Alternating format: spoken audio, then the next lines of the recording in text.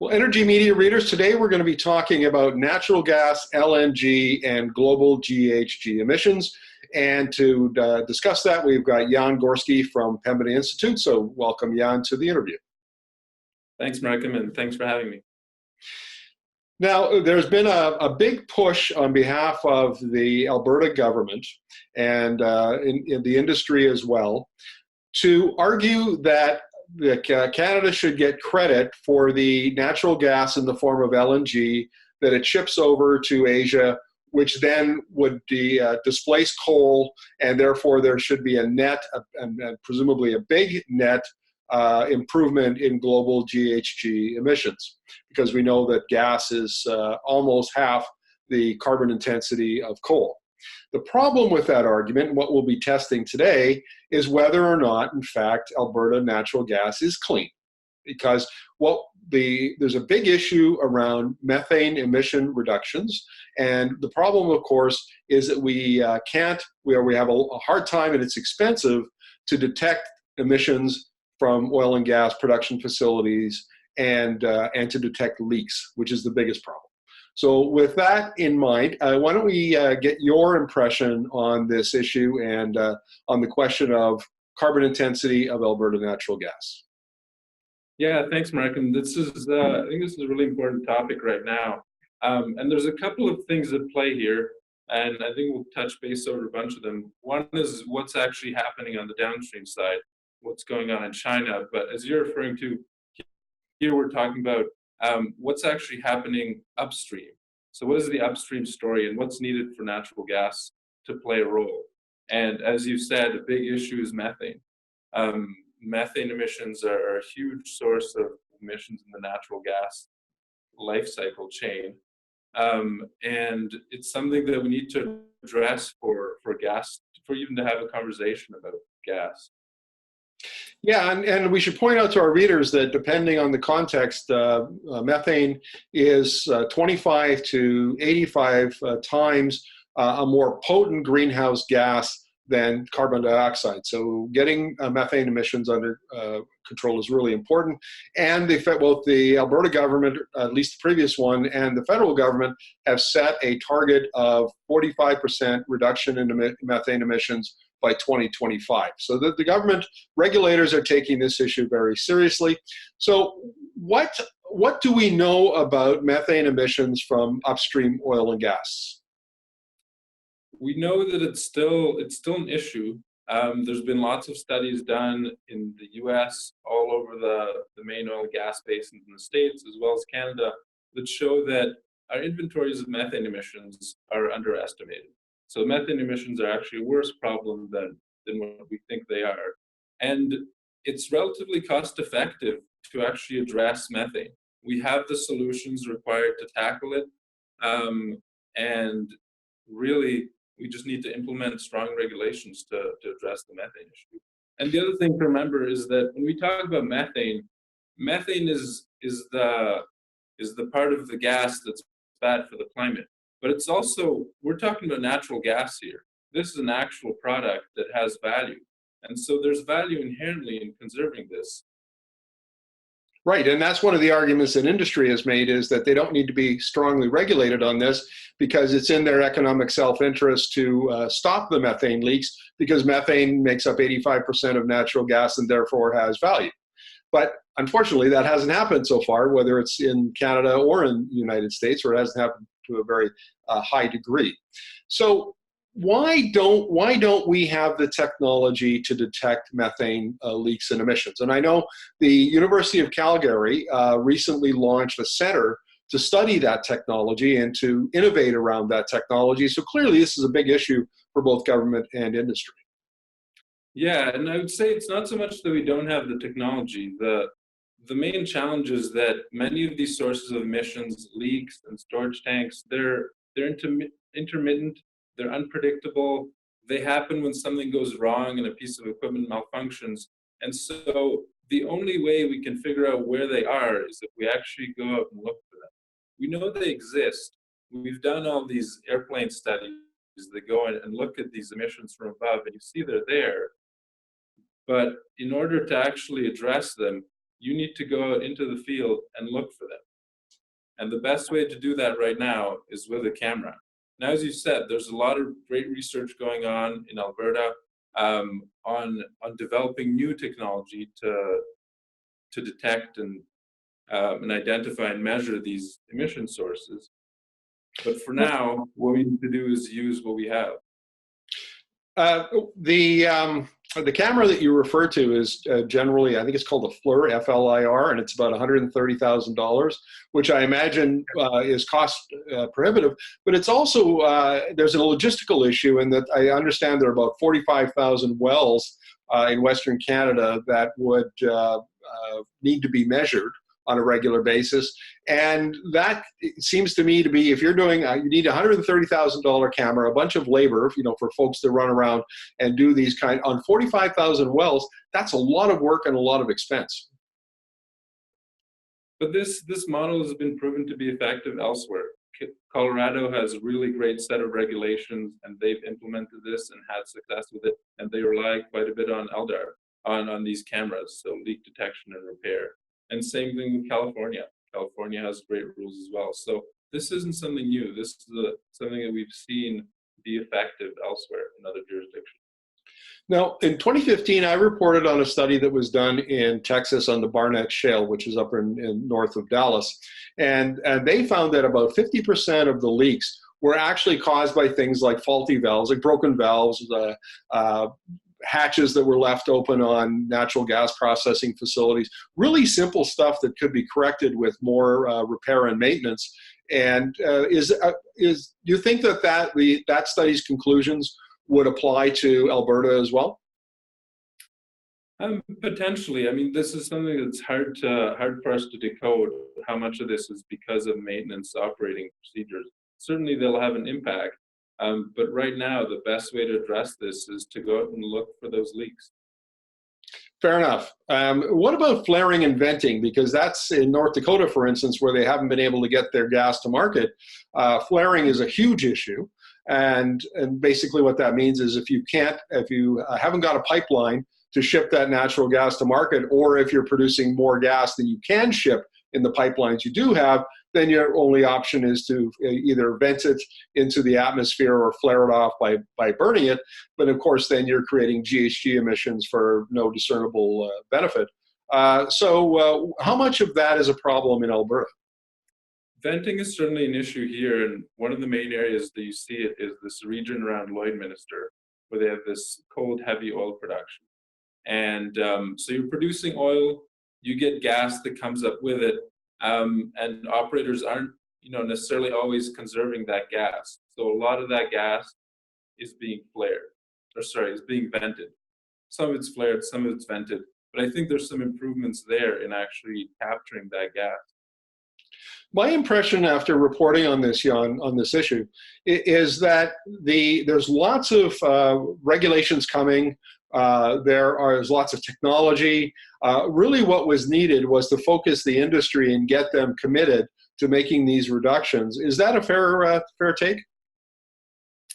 Yeah, I think that's fair. We just need to put in good regulations to make sure that we address all these sources of emission, because there are solutions. Sure, as we go on, technology is improving, and we're going to get better ways to detect and measure emissions and better solutions. But there are solutions that are available right now. We just need to improve those. Right. So when industry and government make the argument that Alberta gas can lower will lower the GHG emissions in places like China if it displaces coal, what they're really talking about is that it could, and it will if we take action. But at this very moment, if Alberta gas were turned into LNG, shipped over to China, my impression is that the impact or the improvement in GHG emissions would not be all that large or happen at all, given the status quo where we're at with methane emissions. Yeah, absolutely. You hit the nail right on the head. We need to address methane before we can have the conversation about what role gas is to play. So the message we should be sending to industry and government is, first of all, get your act in your house in order, stop the leaks, get a handle on what the emissions are, And once you've done that, then we can have that conversation about whether or not Canadian LNG will be an improvement in Asia or not. Yeah, absolutely. That's right. Well, now let's talk about the downstream side and the displacement of coal in Asia, particularly China and India, by LNG. Can you give us an overview of that, please? Sure. So the big question is, when you're talking about exporting gas to China or Japan or elsewhere in Asia, is what is it displacing? So is it displacing coal or is it displacing renewables? And we know that eventually we need to get to net zero emission. So gas is still a fossil fuel and it's not a permanent solution. It has a role to play, but that role is limited. And I think we need to be deliberate in deciding what that role is. So the first question is, what is it actually displacing? There's a lot of evidence out there that renewables, the costs of renewables are dropping and they're becoming very competitive. In some cases, they're outcompeting gas.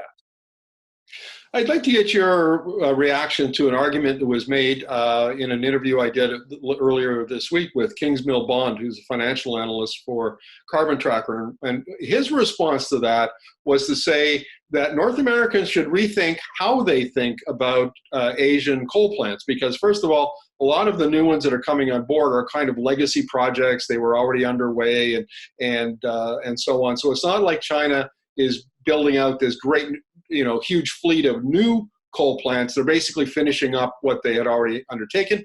And frankly, the capacity factor, which means the percentage of time that that plant is running, has fallen to a low of 48% across the Chinese fleet, which means that they're actually not operating very efficiently in economic terms. What's your take on that? That's a good point. I actually don't know a ton about that side of things of how they're actually operating the coal plants in China. But I think there's a question there about is production going up? From what I've seen, China is continually building new plants, whether that's coal or gas or renewables. So then it becomes a question of, you're still adding new emission sources. And we know that overall we need to bend that curve and start going down and start decreasing emissions.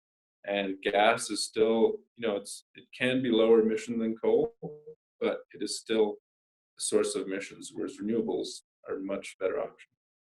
Right, and I think if we look at levelized cost of energy studies like the Lazard study that comes out every year, we're seeing now where wind at its best is maybe $0.015 per kilowatt hour.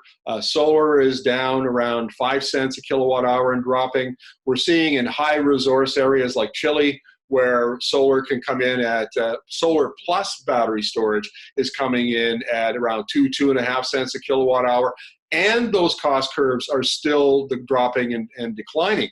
And they're not expected to stop for any time soon. So what Bond's argument is that the first role of renewable energy, the wind and solar, will be to stop growth or slow growth of fossil fuels. And this is all.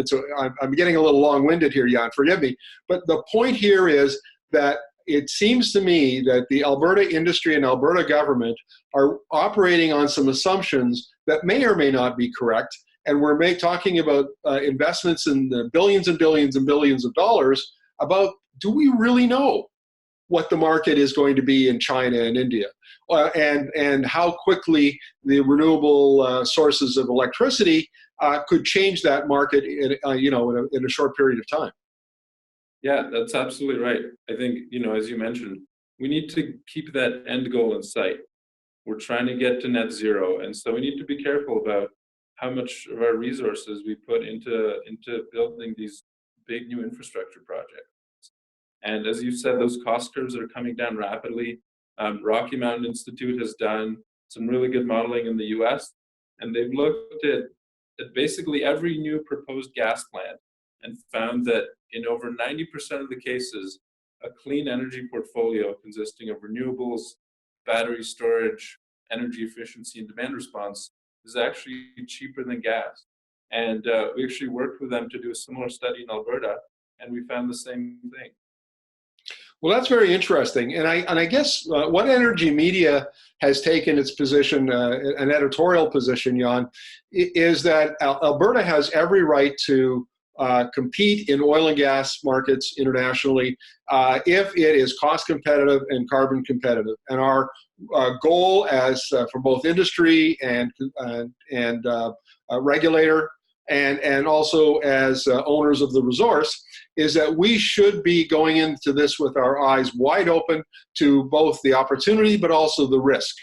And the risk means that we have to make darn sure that that natural gas that gets turned into LNG to go over to Asia is in fact cost and carbon competitive. Not assume it is, but know that it is. Would you agree with that? Yeah, I would completely agree with that. That we need to actually, do the math on that, and factor in these long-term trends and where we need to go in the long run, and how does this all fit in. Are you aware of any studies that in fact have done the math? On a life cycle comparison of our gas with coal or with other LNG? Well, other LNG, or whether would it cost and carbon competitive in Asian markets, any of those kinds of studies that would give us, as a resource owners, some comfort that in fact we're investing billions of dollars on and it's a good bet that that will pay off. Mm-hmm.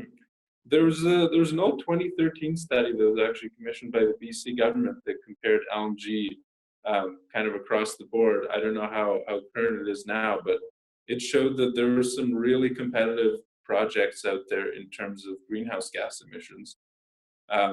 And I think Canada has an opportunity to compete in that, but we need to address the methane issue first.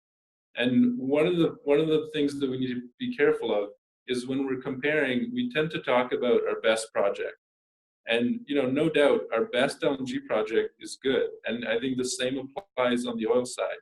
These leading projects have low emissions and are leaders. And kudos to industry. I think industry has shown a lot of potential and has continued to innovate. But when we do a comparison, we can't just compare the best project to the entire fleet of another country. We need to look at the entire sector as a whole. And if you look at the entire sector, BC and Alberta, methane emissions are still an issue and something that needs to be addressed. Well, Jan, thank you very much for this. Very, very insightful. And no doubt, as this issue heats up, we'll be coming back to chat with you about it again. Thanks, Markham.